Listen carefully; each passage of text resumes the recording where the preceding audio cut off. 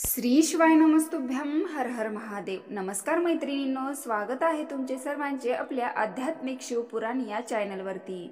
देवादिदेव महादेव म्हणजेच नाथांचे नाथ भोलेनाथ यांच्या कृपेने तुमच्या सर्व चांगल्या इच्छा पूर्ण हो। चला तर मग आपल्या आजच्या नवीन व्हिडिओला सुरुवात करूयात। भगवान शिवशंकराच्या मंदिरात आपल्याला जाणं जमत नसेल तर मंदिरात केले तर चांगलेच, पण जाणं जमत नसेल तर आपण आपल्या घरातील शिवलिंगावरती या वस्तू अर्पण केल्याने आपल्या आयुष्यात संसारात सुख समृद्धी संपत्ती प्राप्त होते। तर काय प्राप्त होते आजच्या व्हिडिओमध्ये आपण हेच पाहणार आहोत।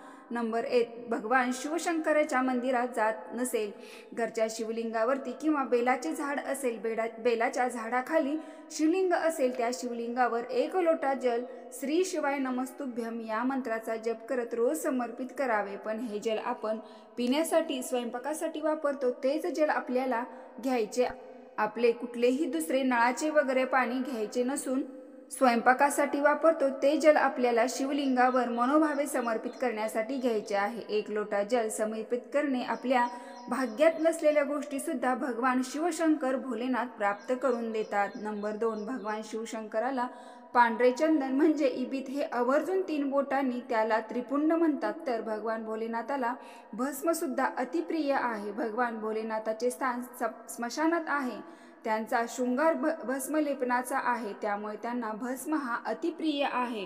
तुमच्याकडे बाकीच्या कुठल्या वस्तू अर्पण करण्यासाठी असो अगर नसो, पण 1 लोटा जल आणि भस्म भगवान शिवाला अतिप्रिय आहे, तर हे आवर्जून तुम्ही समर्पित करावे। तसेच लाल चंदन, पिवळे चंदन हे सुद्धा त्रिपुंडाने लावावे। नंबर 3, त्रिपुंडाचे सुद्धा खूप महत्त्व आहे। त्रिपुंडाने म्हणजे 3 बोटाने शिवलिंगावर भस्मचंदन इबित हे लावत असताना अगोदर खालील 2 बोटाने आडव्या 2 रेषा ओढून नंतर वरच्या 1 बोटाने रेष ओढावी, त्यानंतर त्यामध्ये ओम लिहायचे आहे। याचे असे महत्त्व आहे की आपल्या आयुष्यात संकट दुःख येण्यानं आपण जेवढं खचलेलं असतो किंवा आहोत, तर या त्रिपुंडाने एवढी शक्ती आहे की आपण कितीही खचलेले असेल तर शून्यातून विश्व निर्माण करण्या इतपत भगवान भोलेनाथ आपल्याला शक्ती निर्माण करतात। पण तुम्हाला रोज नित्य नियमाने 1 लोटा जल अर्पण करून त्रिपुंड लावायचे आहे, आपल्याला सुखाकडे ओढलं जातं। नंबर 4, भगवान शिवशंकराच्या शिवलिंगावर म्हणजे शिवाचे जे कंकर आहे, साळुंखे आहे, तो कधीही रिकामा ठेवायचा नसतो। म्हणून शिवलिंगावरती काळे तीळ हे लक्ष्मी प्राप्तीचे प्रतीक आहेत, आपली आर्थिक परिस्थिती सुधारण्याचे प्रतीक आहे। धनाची प्राप्ती करणे हे काळे तीळ माता जगज्जननी जगदंबा माता पार्वती यांचे प्रतीक आहे। म्हणून भगवान शिवाला हे अतिप्रिय असणारे काळे तीळ भगवान शिवाच्या कंकरवर 1 चिमूटभर मनोभावे ओम नमः शिवाय किंवा श्री शिवाय नमस्तुभ्यम या मंत्राचा जप करत ते काळे तीळ समर्पित करावे। आपल्या संसारात धनाची कमतरता कधीही भासत नाही, वैभव ऐश्वर्य सदैव आपल्या घरामध्ये नांदते। आपल्या हाताच्या अंजनीमध्ये 7 काळे तीळ घेऊन शिवाच्या साळुंख्यावर शंभेश्वर महादेव स्मरण करत समर्पित केले तर जे काही तुमच्या आयुष्यात दुःख आहे त्या दुःखातून भगवान भोलेनाथ बाहेर काढतात, मार्ग काढतात। नंबर 5, शिवशंभोला 1 बेलपत्र वाहिल्याने श्री गणेश येतात, 1 बेलपत्र वाहिल्याने रिद्धी सिद्धी येतात, 1 बेलपत्र वाहिल्याने कार्तिकेय येतात, 1 बेलपत्र वाहिल्याने अशोक सुंदरी येतात, 1 बेलपत्र वाहिल्याने नारायण लक्ष्मीला घेऊन येतात आणि 1 बेलपत्र वाहिल्याने भगवान भोलेनाथ माता जगतजननी जगदंबा गौरीला घेऊन येतात। तर या 1 बेलपत्रात सर्व देव सामावलेले आहेत। सर्व दुःख संकट निवारण करणारे हे एकच बेलपत्र भगवान शिवशंकराला मनोभावे समर्पित करावे। भगवान भोलेनाथाला बेलपत्र हे अतिप्रिय आहे। तुम्हाला बेलपत्र मिळत नसेल किंवा तुमच्याकडे नसेल तर 1 बेलपत्र 1 आठवडा स्वच्छ धुवून तेच रोज मनोभावे समर्पित करावे।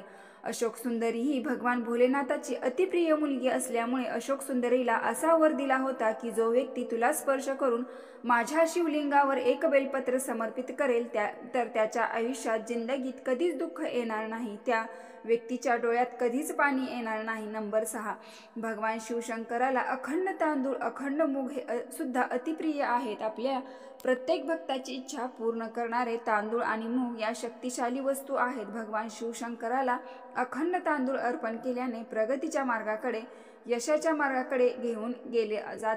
तसेच मूग हे बुद्धीचे प्रतीक आहे। शिवलिंगावर महादेवाचा सर्व कुटुंब स्थापित आहे, त्यामुळे श्री गणेशाच्या स्थानावर स्पर्श करणे हे ते हिरवे मूग शिवाच्या कंकरवर मनोभावे समर्पित केल्याने तुमच्या मुलांची बुद्धी तल्लख होते. भगवान गणेश हे बुद्धीचे देवता आहेत. रोज 108 अखंड तांदूळ किंवा अखंड मूग श्री शिवाय नमस्तुभ्यम या मंत्राचा जप करत समर्पित करावे. 108 तांदूळ मूग समर्पित करणे जमत नसेल तर निदान एक तरी अखंड तांदूळ मनोभावे समर्पित करावा. एक अखंड हिरवा मूग मनोभावे समर्पित केल्याने मुलांची बुद्धी तल्लख होते. नंबर 7, भगवान शिवशंकराला दुर्वा सुद्धा अतिप्रिय आहे. भगवान शिवाला मनोभावे पूर्ण होण्यासाठी 21 दुर्वा, वंशवृद्धी वाढण्यासाठी 11 दुर्वा, कार्यसिद्धी होण्यासाठी 7 दुर्वा, मुलं परीक्षा देत आहेत त्यात सक्सेस होण्यासाठी 5 दुर्वा, अशा प्रकारे श्री गणेशाला स्पर्श करून भगवान शिवशंकराच्या शिवलिंगावर समर्पित कराव्या. तसेच 21 दुर्वा घेऊन त्याच दुर्वांची पेंडी बांधून त्या दुर्वांच्या दांड्यांना लाल चंदन लावून श्री गणेशाला स्पर्श करून शिवलिंगावरती ओम नमः शिवाय या मंत्राचा जप करत समर्पित केले तर सर्व विघ्न दूर होतात. नंबर 8, भगवान शिवशंकराला नागवेलीची पाने म्हणजे विड्याचे पाने हे सुद्धा अतिप्रिय आहेत. भगवान शिवाला विड्याचे पान मनोभावे अर्पण करावे. त्यामागचे पौराणिक कारण असे आहे की स्वतः शंभू महादेव आणि माता पार्वतीने नागवेल पेरली होती. नागवेलीचे जन्मस्थान हिमालय आहे, कैलास पर्वत वर पर्यंत, तर शंकर पार्वती यांचे निवासस्थान आहे. विड्याच्या पाण्याचे विशेष महत्त्व सांगण्यात आले आहे. या विड्याच्या पानाच्या टोकास लक्ष्मीचा वास असतो. विड्याच्या पानाच्या उजव्या बाजूस ब्रह्मदेवाचा वास असतो. या विड्याच्या पानाच्या मधोमध सरस्वती माता असते.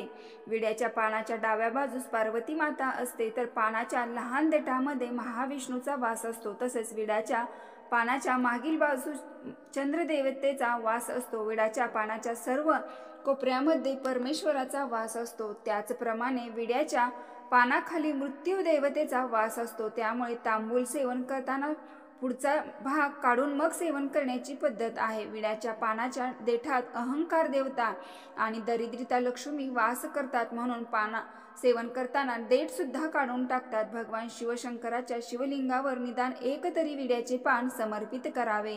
नंबर 9, भगवान शिवशंकराला फळामध्ये केळी ही अतिप्रिय आहे. त्यामुळे कुठलेही फळ समर्पित करताना भगवान शिवशंकरालाही केळी हे मनोभावे समर्पित करावे.